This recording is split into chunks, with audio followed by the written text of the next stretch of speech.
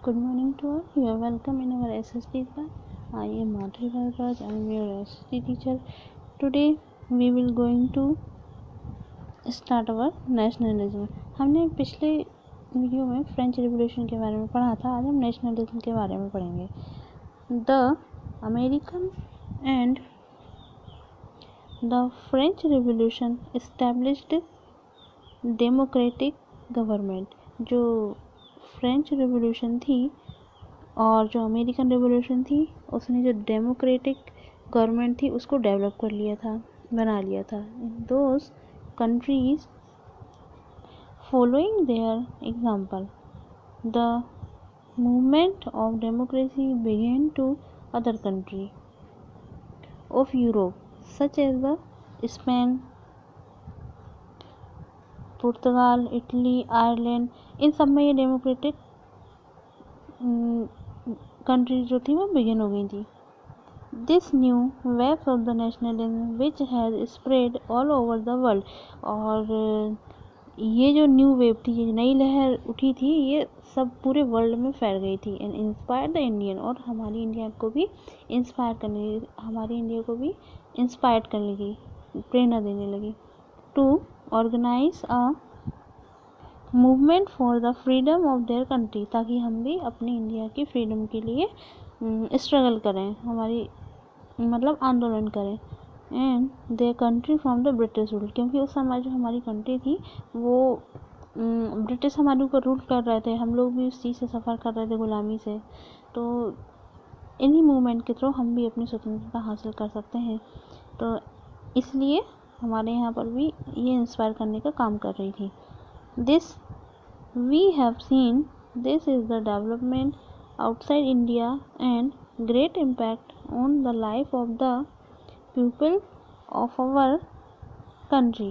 इसीलिए हम ये देख सकते हैं कि जो हमारा जो डेवलपमेंट है, हमारी इंडिया के बाहर का जो डेवलपमेंट है, इसका प्रभाव हमारी इंडिया के लोगों पर काफ़ी हद तक पड़ा.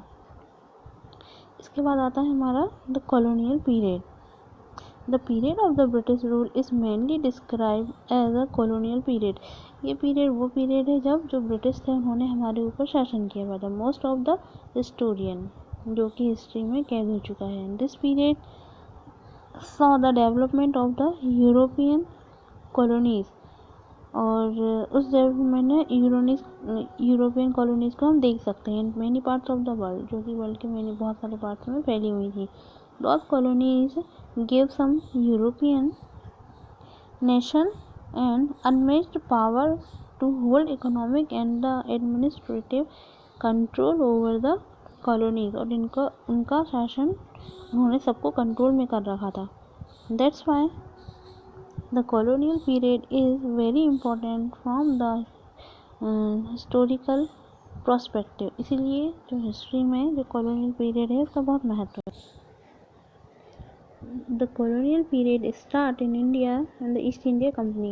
ये पीरियड तब स्टार्ट होता है जब ईस्ट इंडिया कंपनी हमारे यहाँ पर बिजनेस करने के लिए आती है.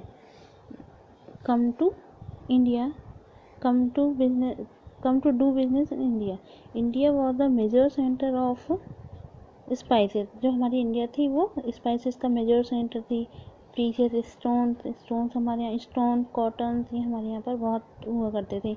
India was seen in the important sources of the raw material, और रॉ मटेरियल का सोर्सेज भी थी हमारी इंडिया, जो कि डेवलपिंग इंडस्ट्री इन यूरोप, जो कि जो इंडस्ट्री थी यहाँ पर डेवलप हो रही थी. And additionally the huge population of India also offered a big market for many product from those industries.